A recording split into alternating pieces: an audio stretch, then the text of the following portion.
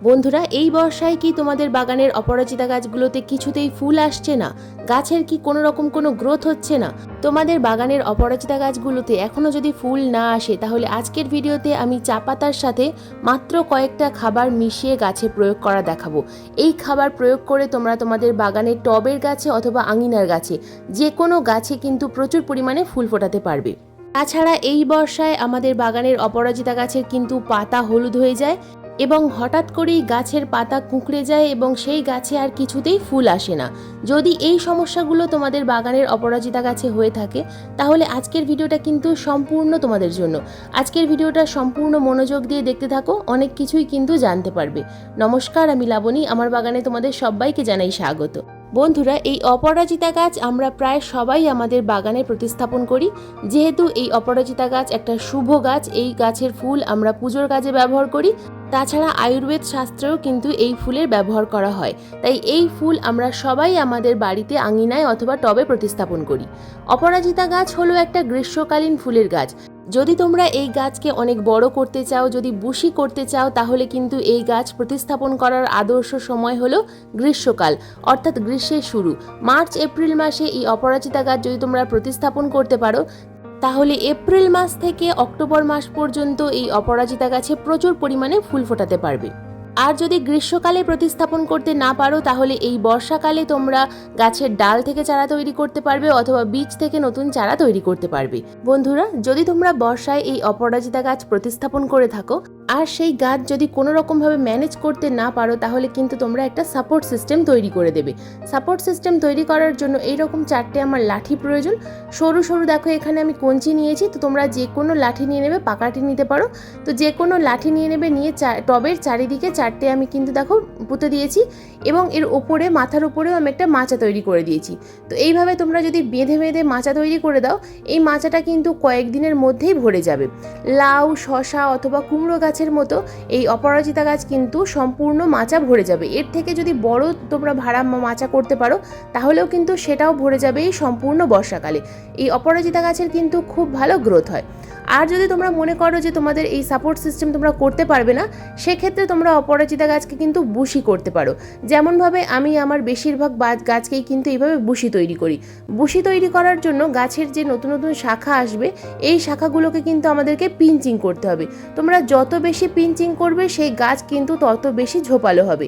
অপরাজিতা গাছ ঝোপালো গাছে যদি ফুল ফোটে, খুব সুন্দর কিন্তু দেখতে হয়। যে কারণে আমি আমার বাগানের প্রায় বেশিরভাগ গাছ কিন্তু এইভাবে সম্পূর্ণ বর্ষাকাল বুশি তৈরি করি এবং বর্ষা শেষে অর্থাৎ আগস্ট মাসের মাঝামাঝি সময় থেকে এই গাছে, অপরাজিতা গাছে প্রচুর পরিমাণে ফুল ফোটে অক্টোবর মাসের শেষ পর্যন্ত। আর যদি তোমাদের ছাদ বাগানে বা আঙিনা বাগানে জায়গা থাকে, সেক্ষেত্রে তোমরা কিন্তু সাপোর্ট সিস্টেম তৈরি করে দেবে, তাহলে লতানো গাছেও কিন্তু প্রচুর পরিমাণে ফুল ফুটবে।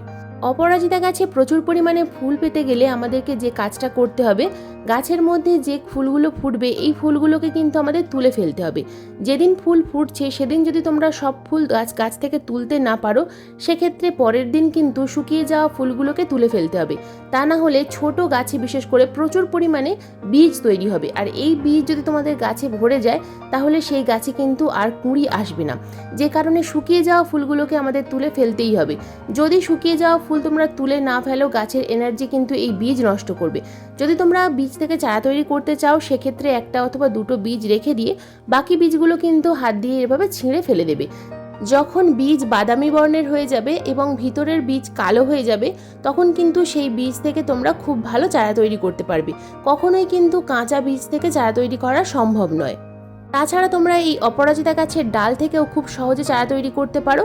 এর আগের ভিডিওগুলোতে আমি কিন্তু দেখিয়েছি, বালির মধ্যে যদি তোমরা এই অপরাজিতা গাছের একটা মোটা ডাল প্রতিস্থাপন করে দাও, তাহলে মাত্র কয়েকদিনের মধ্যেই খুব সুন্দর চারা তৈরি হয়ে যাবে।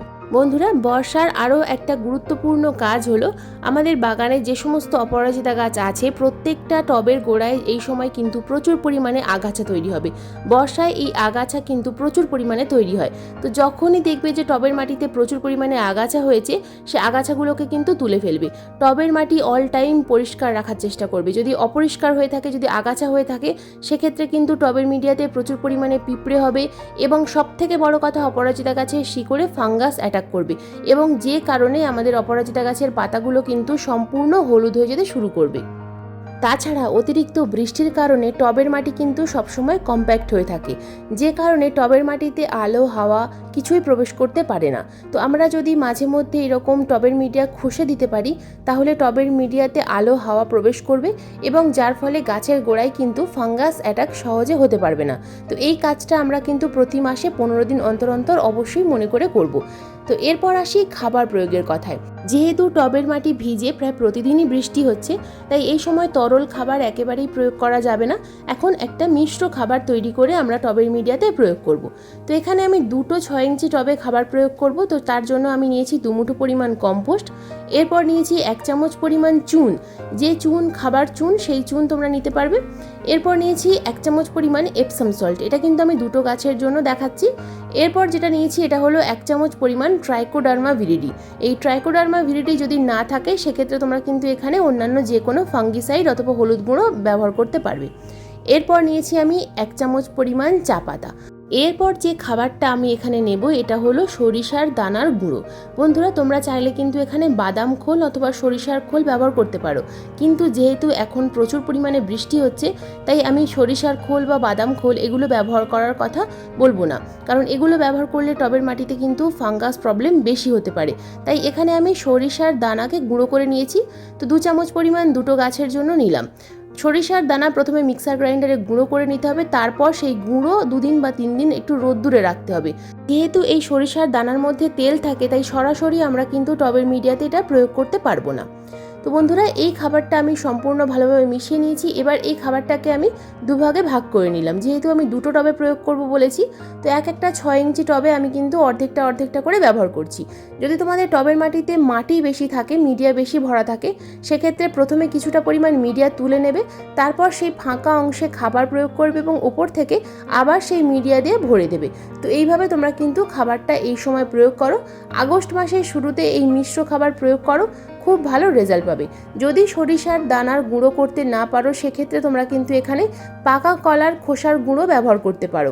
বন্ধুরা, এই যে কটা খাবার আমি গাছে প্রয়োগ করা দেখালাম, এই খাবারগুলো যদি তোমরা ব্যবহার করতে পারো তোমরা কিন্তু খুব তাড়াতাড়ি খুব ভালো রেজাল্ট পাবে, কারণ এই খাবারগুলোর মধ্যে আছে প্রচুর মাত্রায় ক্যালসিয়াম, নাইট্রোজেন, ফসফরাস এবং আরও বিভিন্ন ধরনের ম্যাক্রো ও মাইক্রোনিউট্রিয়েন্টস। ঘরোয়া খাবার, তাই তোমাদেরকে কিন্তু প্রতি 15 দিন অন্তর অন্তর অবশ্যই প্রয়োগ করতে হবে। তো বন্ধুরা, এবার আসি পোকামাকড়ের কথায়। এই সময় আমাদের বাগানের অপরাজিতা গাছগুলোর পাতা হঠাৎ করেই দেখা যায় যে কুঁকড়ে যাচ্ছে, বা গাছের পাতা হঠাৎ করে হলুদ হয়ে যাচ্ছে, অথবা কুঁড়ি হলুদ হয়ে ঝরে পড়ছে। তো এই সময় আমরা গাছে কোন ঘরোয়া কীটনাশক প্রয়োগ করব, যে ঘরোয়া কীটনাশক আমাদের গাছের পোকামাকড়গুলো দূর করতে সাহায্য করবে। 1 লিটার জল নিয়েছি এবং 1 লিটার জলের মধ্যে প্রথমে যে উপাদানটা আমি মেশাবো এটা হলো ন্যাপথলিন। এই ন্যাপথলিন একটা খুব ভালোভাবে আমি গুঁড়ো করে নেব এবং গুঁড়ো করে নিয়ে তবেই কিন্তু আমরা এটা দিয়ে কীটনাশক তৈরি করতে পারবো। এটা যদি সরাসরি আমরা জলে দিয়ে দিই তাহলে কিন্তু সহজে মিশবে না। তাই দেখো, আমি কিন্তু খুব ভালোভাবে গুঁড়ো করে নিয়েছি। গুঁড়ো করে নিয়ে আমি জলের মধ্যে দিলাম। এক্ষুনি কিন্তু আমি ব্যবহার করতে পারবো না, এটা অন্তত 15 থেকে 20 মিনিট আমাকে ভিজিয়ে রাখতে হবে, তবেই কিন্তু এটা জলের সাথে মিশবে, আমরা তবেই কিন্তু গাছে স্প্রে করতে পারবো। এরপর এর সাথে আমরা দিয়ে দেবো এখানে ভিনিগার। 1 লিটার জলে 1/2 কাপ পরিমাণ ভিনিগার দেবো আমরা এখানে। একটা ন্যাপথলিন গুঁড়ো করে দিয়েছি এবং 1/2 কাপ পরিমাণ দিয়ে দিলাম ভিনিগার। এই দুটো উপাদান খুব ভালোভাবে মিশিয়ে আমরা 15 থেকে 20 মিনিট রেখে দেবো। এটা তোমরা হালকা গরম জলে ভিজিয়ে রাখতে পারলে আরও ভালো কাজ হবে। কিছুক্ষণ ভেজানোর পর এটা স্প্রেয়ার বটলে ছেঁকে ভরে নিতে হবে। তারপর আমরা কিন্তু গাছে খুব ভালোভাবে স্প্রে করব। অসুস্থ গাছ বা সুস্থ গাছ যে কোনো গাছেই কিন্তু এটা আমরা স্প্রে করতে পারি, তবে এটা 1 দিন বা 2 দিন অন্তর অন্তর স্প্রে করতে পারো, অথবা লাগাতার সপ্তাহে 3 দিন স্প্রে করবে, আবার কিছুদিন অফ দেবে, তারপর আবার স্প্রে করবে। তো এইভাবে তোমরা যদি গাছে এই ন্যাপথলিন এবং ভিনিগার স্প্রে করতে পারো তাহলে গাছে ফুল তো আসবেই, তার সাথে সাথে কিন্তু গাছের যে পাতা কোঁকড়ানোর সমস্যা এটাও ঠিক হয়ে যাবে। বাগানের যে কোনো গাছেই তোমরা কিন্তু এটা স্প্রে করতে পারো, কারণ এখন বাগানের প্রায় বেশিরভাগ গাছেই প্রচুর পরিমাণে পোকামাকড়ের আক্রমণ হচ্ছে। মিলিবাগ, জাপ পোকা তো আছেই, তার সাথে সাথে কিন্তু এই পাতা কোঁকড়ানো অর্থাৎ মাকড়ের যে সংক্রমণ এটা কিন্তু খুব বেশি আছে। তো তাই এটা অবশ্যই তোমরা স্প্রে করো এবং খুব ভালো রেজাল্ট পাবে। আমি এটা আমার গাছে স্প্রে করে দেখেছি, তো এটা খুব ভালো রেজাল্ট দিয়েছে, তাই এটাই তোমাদের সাথে আমি শেয়ার করলাম। তো বন্ধুরা, এই ছিল আজকের আমার অপরাজিতা গাছের পরিচর্যার ভিডিও। আজকের এই ভিডিও তোমাদের কেমন লাগলো অবশ্যই কিন্তু কমেন্ট করে জানাবে। যদি কোনো ভিডিও সংক্রান্ত প্রশ্ন থাকে অবশ্যই কমেন্ট বক্সে কমেন্ট করবে, আমি যথাযথ উত্তর দেওয়ার চেষ্টা করব। আজকের এই ভিডিওটা যদি তোমাদের ভালো লেগে থাকে তো প্লিজ একটা লাইক করো, শেয়ার করো, হাইপ করো। চ্যানেলে নতুন বন্ধু হয়ে থাকলে চ্যানেলটিকে সাবস্ক্রাইব করে পাশে বেল আইকনটা প্রেস করে দিও এরকম নিত্য নতুন বাগান সংক্রান্ত ভিডিও দেখার জন্য। কারণ এইরকম নিত্য নতুন বাগান সংক্রান্ত ভিডিও আমি প্রতিদিন ঠিক সন্ধ্যা 6টার সময় আপলোড করি।